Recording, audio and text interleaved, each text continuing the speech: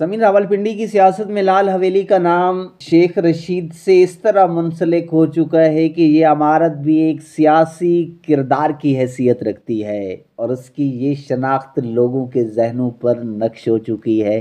शेख रशीद 16 मरतबा वजीर बने और इस हवेली पर वफा की वजारत का झंडा लहराया गया है। वो इस हवेली में मुस्तकिल ना भी रहे, लेकिन मेल जोल और अपने हल्के के लोगों से राब्ते के लिए कई दहाइयों से यही हवेली उनका ठिकाना रही है।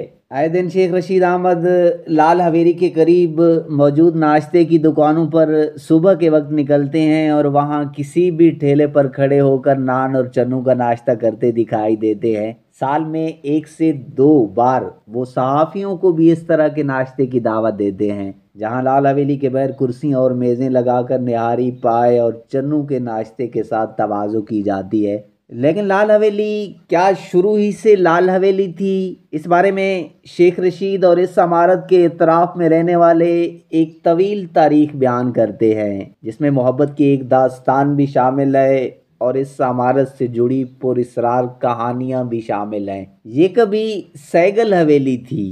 मकामी अफराद का कहना है कि जेलम से ताल्लुक़ रखने वाले एक अमीर शख्स धनराज सैगल ने इस हवेली की बुनियाद रखी थी। उसका पस मंज़र कुछ यूं बताया जाता है कि जेलम ही में एक शादी की तकरीब के दौरान बद्दा बाई नामी एक रकासा के रक्स की महफिल सजाई गई, जहां धनराज सैगल उनके इश्क में मुब्तला हो गए थे। उसके बाद धनराज सैगल ने रावलपिंडी के बोगड़ बाजार के इलाके में 6 कनाल अराजी पर एक हवेली बनवाई थी, जिसका नाम उस वक्त सैगल हवेली था। उस हवेली में एक मस्जिद और एक मंदिर की तामीर भी की गई थी। शेख रशीद बताते हैं कि बद्दा भाई ने सैगल हवेली में मुंतकिल होने के बाद रक्स करना छोड़ दिया था और एक मजहबी घरेलू औरत की ज़िंदगी शुरू कर दी थी। वो इस्लामी रसूमात और मजहबी महफिल कराती थीं, जिस पर धनराज सैगल खुले हाथ से रकम खर्च करते थे। बद्दा भाई इस हवेली में ही रहती थीं। उसके इर्द गिर्द मौजूद इमारत में कई कमरे थे जो वक्त गुजरने के साथ साथ मतरूका वक्फ अमलाक की तरफ से लोगों को अलाट कर दिए गए और फैक्ट्रियों में तब्दील होते रहे। अब सैगल हवेली जो लाल हवेली बन चुकी है, वो सिर्फ कुछ मरले पर कायम है।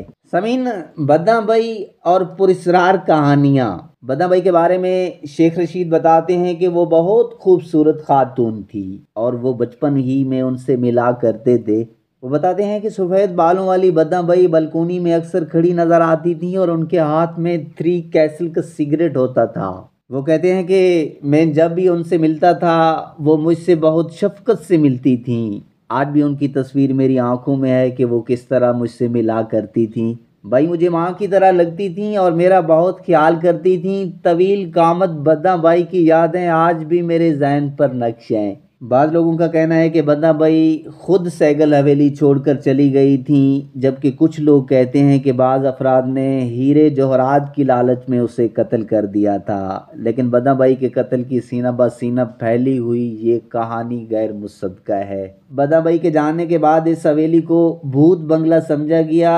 इससे कई पुरअसरार कहानियाँ जुड़ गईं। इर्द गिर्द के लोग कहते हैं कि उन्होंने यहाँ बदरूहों को घूमते देखा और बाज़ लोगों ने घुंघरू बजने की आवाज़ें भी सुनी। आसिफ ज़िंदगी के किस्से आम होने के बाद एक अरसा तक ये हवेली खाली रही। उसकी मलकियत एक से दूसरे मालिक को मुंतकिल होती रही। समीन, जब सैगल हवेली लाल हवेली बनी, शेख रशीद का कहना है कि जब वो सियासत में आए तो उन्हें किसी जगह की ज़रूरत थी जहां वो बैठकर अपने सियासी दोस्तों और साथियों से मेल मिलाप कर सकें। इस मकसद के लिए उनके काबिल इत्तमाद सादी हैदर अली ने इस जगह का सौदा किया और उसके बाकायदा रजिस्ट्री भी उनके पास मौजूद है, लेकिन उस पर मतरूका वक्फ अमलाक वाले सियासी मकासद की वजह से नोटिस अरसाल करते रहते हैं। लाल हवेली के हवाले से शेख रशीद ने कहा है कि सैगल हवेली की सूरत मौजूदा इमारत से बहुत मुख्तलिफ थी। जब उन्होंने ये इमारत खरीदी तो उनके सामने के कुछ हिस्सों पर लकड़ी का काम कराया और इसका रंग लाल कर दिया। उसके बाद ही उनके बाद साथियों ने ये ख्याल पेश किया था कि इसका नाम लाल कोठी रखा जाए। अलबत्ता शेख रशीद ने उसका नाम लाल हवेली रखा और बाद में इसी नाम से उसे शोहरत मिली। शेख रशीद मजीद बताते हैं कि इस इमारत में रहते हुए वो 16 मरतबा वज़ीर बने और यहाँ पाकिस्तान का झंडा लहराया गया, जबकि आज भी शहर में कोई भी सियासी हलचल हो या कोई भी मामला हो तो लोग लाल हवेली का रुख करते हैं।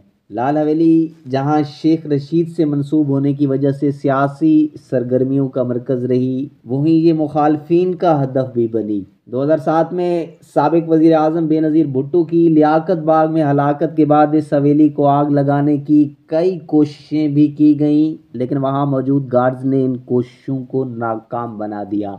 इस हवेली में शेख रशीद का एक अंदाज हमेशा से मशहूर रहा है कि वह हर इलेक्शन के बाद रात गए अपनी वालदा से मुबारकबाद वसूल करने इस हवेली में आते और फिर बालकोनी से खिताब करते थे। लेकिन उनकी ज़िंदगी का एक इलेक्शन साल 2008 का ऐसा था जिसमें जावेद हाशमी के मुकाबले में उन्हें शिकस्त हुई थी और उस रात वो हवेली की बालकोनी में खड़े होकर खिताब न कर सके। उन इंतखाबात से कुछ दिन कबल उनकी वालदा भी दुनिया से रुखसत हो चुकी थी। लाल हवेली के अलावा शेख रशीद वफाकी दारुल हुकूमत इस्लामाबाद के सेक्टर F7 में भी एक घर के मालिक हैं, जबकि पंजाब में फतेह जंग के करीब एक फार्म हाउस भी उनकी मलकियत है जिसका नाम उन्होंने फ्रीडम हाउस रखा है। अलबत्ता शेख रशीद का सियासी पता लाल हवेली ही है।